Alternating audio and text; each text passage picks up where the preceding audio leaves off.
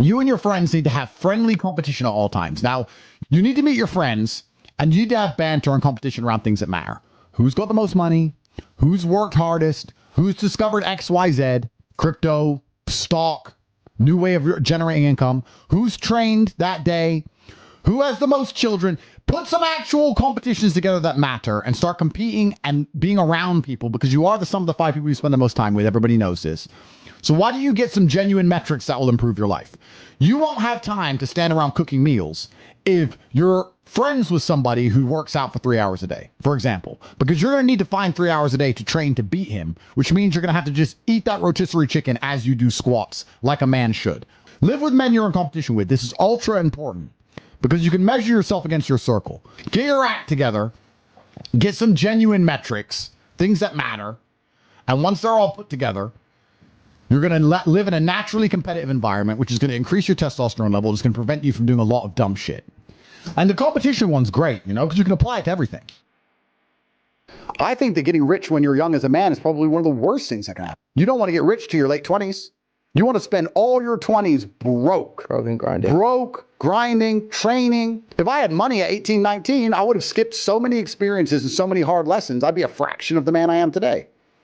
So I don't like the idea of kids just gambling and getting lucky. Yeah. Now, that's the worst thing that can happen to a young man. He's skipping all the struggle, all the pain and suffering he's going to attempt to skip with money. He's going to end up suffering more in the end, but he's going to just lose, lose, lose. I often see that when I speak to people who are too comfortable, they end up being unhappy. Yeah. You can't entertain yourself to happiness. You must earn happiness. You must climb a mountain. You must struggle yourself to happiness. That's extremely important. There must be physical, mental, social, creative, some kind of spiritual struggle. And those things being satisfied is what's going to satisfy you. It's like Bitcoin. Bitcoin's a mathematical equation. You solve the equation, you get a Bitcoin. Life is very much the same. There's struggles, there's difficulties which you have undertaken, which you have adopted to try and complete. And when you finish those things, then you get satisfaction as a reward. That's the Bitcoin. The only other alternative to that, to feel good, is hedonism. And that's not going to satisfy you for very long. And it's also going to destroy your life. So it's extremely important. Masculine competition is fun. I think what's fun as a man is being the best at anything, right? So I live in a very masculine environment because masculine competition drives you forward. We all work together. We all work inside of the company and we're very successful. But yeah, I don't really know what's fun anymore. I just feel like nothing's really fun anymore besides working hard, or you need an activity which is so adrenaline filled that it distracts you, which is why I love driving fast cars and fighting, because it's the only time I'm not thinking about work. Yeah, so I'm happy just to get my work done, and maybe I'm starting to get old after all. I'm 37, I'm getting old. I see my kids, I do my emails, I train hard, maybe go for a drive with the car, maybe get a coffee. That's it. Oh, he doesn't go to the gym because of XYZ, or he feels down. That's fine, but he needs to go to the gym. So we can talk about all the reasons he doesn't go forever. That's a very long, lifelong conversation, but he needs to go. So we've removed the needs, and we've removed the hard facts and the duty and the honor and the commitments, and we've replaced it all with this subjectiveness. And there's nothing more subjective than feelings. How I feel inside on a day I say I'm happy might be the exact same way someone feels inside on the day they say they're sad, because their expectation might be higher for happy because they only think they're happy when they're running around laughing like a child. I don't really give a shit how the men I know feel, because they have things they need to do. And as long as they're going to do them like they're supposed to do them, I don't really care that much. And if they were to come to me and say they feel down about something and they had a good reason, I wouldn't be insensitive. That's fine. But we're talking about a death of a family member or something. And we're talking about 1 or 2 days until you just get back to life. You have things to do. If you're injecting struggle, and that struggle, solving those problems lead to a positive place, once you become addicted to it, you're going to become a machine of monumental achievement. There are some very simple, basic things you can do. Weight training, chess, having debates, trying your very best to take care of your mother, retire her, make sure that your people who you love are taken care of.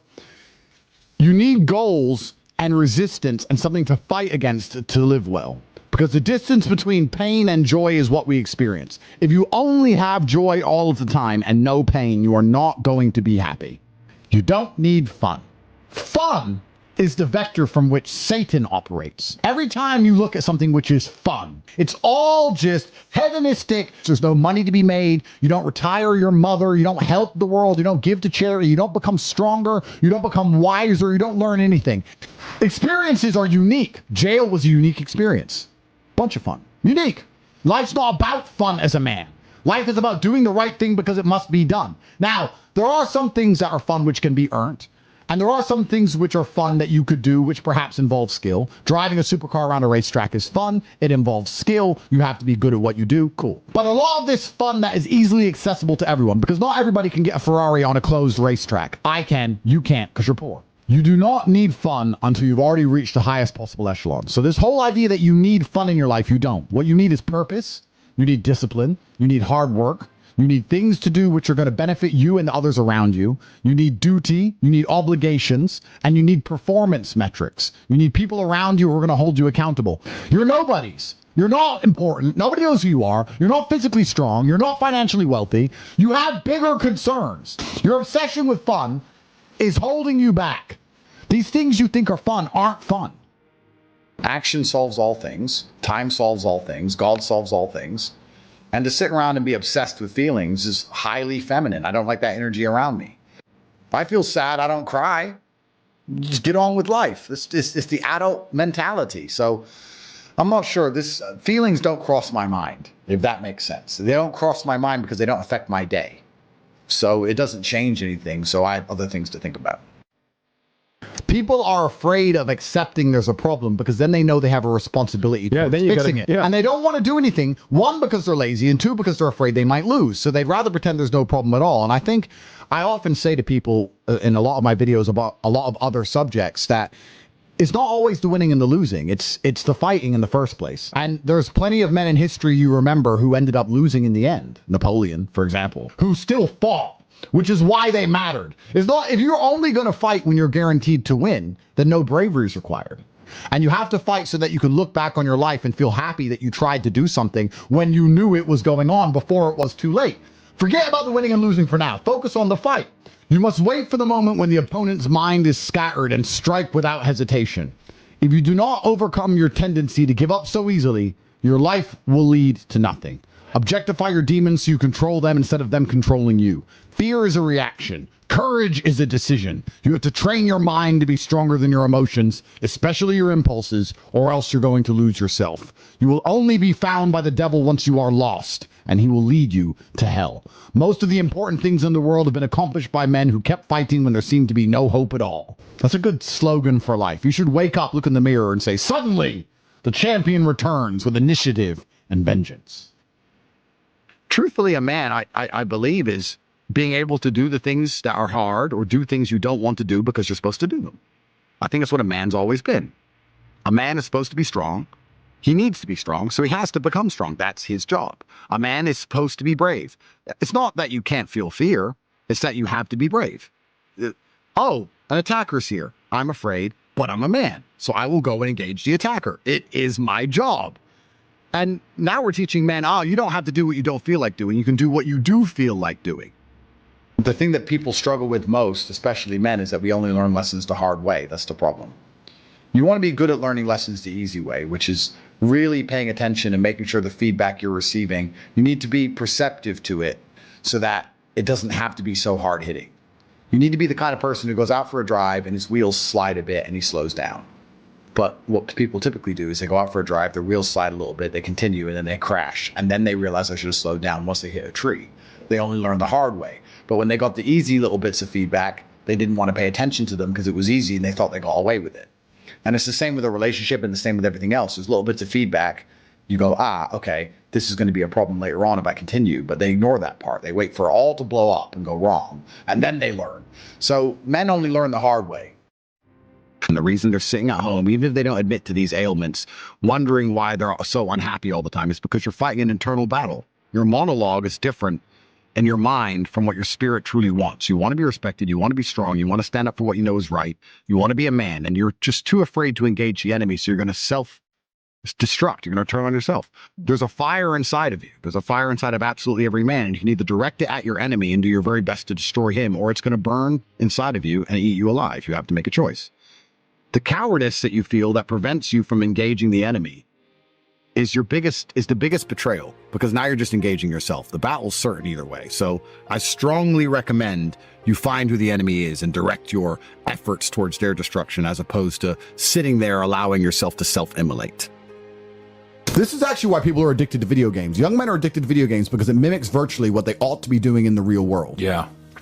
Effort in to upgrade their character to become a better version of themselves so they can do better things than they could previously do and explore new areas of the map. You understand this in video games, and you do it in video games because it's very interesting to do. However, you don't want to do it in the real world. But in the real world, it's so much more rewarding. And I'm actually going to argue that we're living in one of the final periods where that's true. I'd say in a few generations, who you are and who your physical body is may not matter nearly as much. No, but it does matter today. A lot. Exactly. So that's why you should enjoy it while you can. I believe you lift, stretch, move, improve your body, try and train MMA, learn how to fight, get stronger, get bigger muscles. It's a fast track to self-discipline, which will carry over into all other endeavors. And I would argue that is nearly impossible. In fact, how many people can say the gym saved their life? How many people do you know were depressed, started training, got in fantastic shape, and weren't depressed anymore? It is very easy. The low-hanging fruit is your body and upgrading your body. That is the easiest struggle, which is never going to backfire on you and never going to be a negative towards any other facet of your life.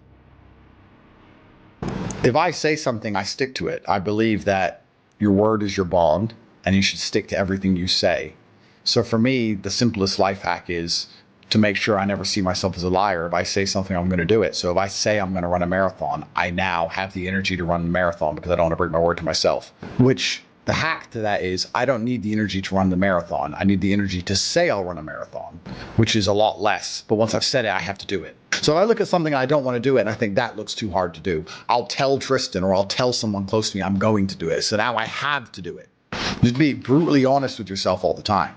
Otherwise, you're not going to be able to make the correct move on the chessboard. If you think you're better than you are or worse than you are, you're going to make mistakes. You need to know exactly where you are.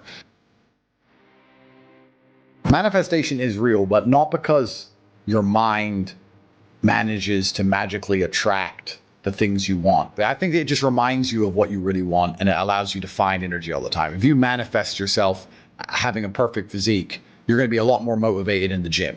It's not the thought that makes the physique, it's the gym that makes the physique. However, the manifestation makes you want to go to the gym. So I do believe that if you understood the power of your thoughts, you'd never think negatively ever again. But I think manifestation works in another way. I also think that once you understand all of the bad things and good things that come into your life are a perfect plan from God himself, you're going to be a lot less affected by the bad things.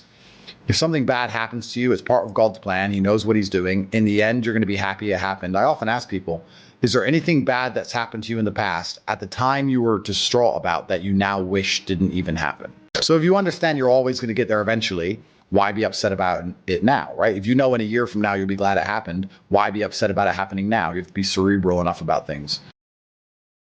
As a man, you need to have struggle in your life. And I want you guys to actually sit and think, what struggle are you going through daily? What struggle are you undertaking? What struggle are you trying to overcome? Because you should make a list of them. I can know for myself, every single day I wake up and I train physically. Every single day I have to go through X amount of physical pain when my day begins. That is a struggle that must be completed. Then I must try and keep my massive empire online, see my children, take care of everybody. There's struggle involved. My life is difficult. Difficult lives are fulfilling because we used to have to hunt and fish and go out there and go through difficulty to survive. And when I look at men who are physical specimens, I think everyone naturally does this, but I'm going to openly say it. I respect them differently than I look at men who aren't. I have a different level of respect for them because they show me they have discipline. They show me they have motivation. They show me they're capable of doing difficult and hard things. Those are the kind of people I trust. They're not afraid of struggle. They're problem solvers. People who train are problem solvers, and you need to become one. And you need to become very, very adept at solving problems pretty quickly. Do you not understand how intimidating that is when they look at a group of people and they all look like superheroes and they can tell they're all disciplined, all hardworking, all dedicated, all physically strong? The struggle is what's beautiful about it. That's the most important thing. That's what you have to understand. First, you want to become as strong as physically possible. So you want to be as strong as physically possible. Next, you want to try and make as much money as possible. Not even necessarily for the money, although money is extremely important because it allows you to take care of yourself. We talked about this before, but there's the challenge involved, and solving that challenge is going to make you feel more satisfied as a human. Happiness comes from success, and making money is success. You should try and make people around you smile and be happy. You should try and encourage positivity around you. You should be the kind of person that no one can really complain about their struggles around, because they know that you're the person who's going to be like, why are you complaining when you could just simply fix it? So how do you find happiness? Happiness is in struggle. The struggle and the size of the struggle you're facing, along with how important it is and how important you feel it is deep in your heart, is directly correlated to how successful and how happy you're going to feel all of the time. Struggle is extremely important for a man, and you should be looking to inject struggle into your life permanently. For a man, your contentment will come from your purpose, and it will come from your competence, and it will come from succeeding objectives. It will come from completing difficult things that other people cannot complete. It will never come from the easily accessible hedonism, which you have confused for fun. If everybody can do it, you shouldn't want to do it. If everybody can go to that concert, you shouldn't want to go. If everybody can go to that club, you shouldn't want to go. You should only want to do things others can't do. The only fun I have is doing things I know you're not allowed to do. So you need to sit there and go, all right, I'm being asked to do something fun. Who else can do this? And if the answer is everybody, stop.